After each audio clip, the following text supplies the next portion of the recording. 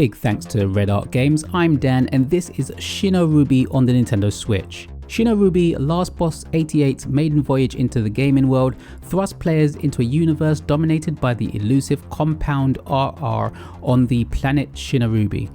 The game's narrative centers around the BAAA family's ruthless reign and their control over the precious material. You step into the shoes of a rebel aiming to overthrow the BAAA kingdom during a once-in-a-millennium opportunity. Inspired by Japanese Danmaku shooters, promises a blend of frenetic bullet hell action and replayability, boasting 8 different spaceships with unique playstyles and various arrange modes. The game caters to both genre veterans and newcomers, offering multiple difficulty levels to accommodate diverse player skill sets. Visually, Shinorubi impresses with vibrant, colourful visuals that burst out of the screen, but it's the music which emerges as the highlight in an otherwise mixed bag. The electronic guitar riffs infuse the excitement into the gameplay, providing an adrenaline-pumping backdrop to the relentless bullet hell chaos. It successfully elevates the overall atmosphere of the game. However, Shinorubi for me stumbles in certain aspects, particularly in its level design. The game falls victim to repetitiveness with minimal variation between levels. This lack of diversity makes the overall experience feel somewhat monotonous, and players find themselves yearning for more dynamic environments and unique enemies to keep them engaged.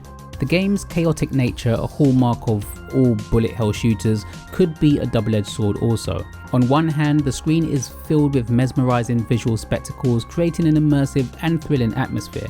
On the other, the overwhelming on-screen activity occasionally leads to confusion, which could leave players disoriented and struggling to discern threats from the visual cacophony.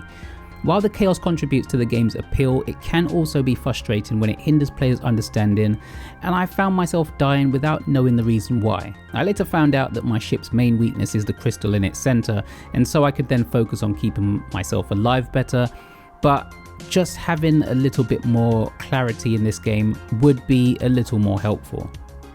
The boss battles, while solid, I felt did fall short in delivering a truly memorable experience.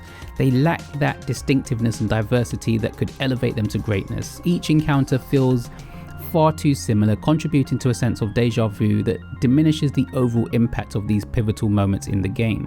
Despite its shortcomings, however, Shinorubi compensates with an impressive array of features. The inclusion of various difficulty modes ensures accessibility for all players, from novices to seasoned veterans seeking a challenge. The selection of 8 playable ships, each with their own unique attributes, adds depth to the gameplay and allows for diverse playstyles. The game's arranged modes further contribute to replayability, offering distinct challenges such as time-based trials, unconventional gameplay twists. The boss rush mode with its 3 difficulty levels adds an extra layer of intensity for those seeking a formidable challenge.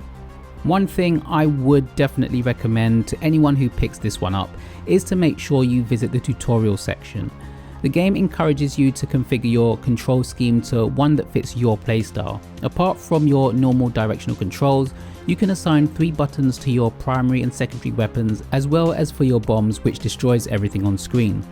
It's also advisable to start with the easiest mode so that you can get comfortable with the game and the way it works. The main goal of the game is to rack up high scores, and you can also help with this by using something called Fever Mode, which is activated by charging your fever bar, done by defeating enemies using your concentrated shots.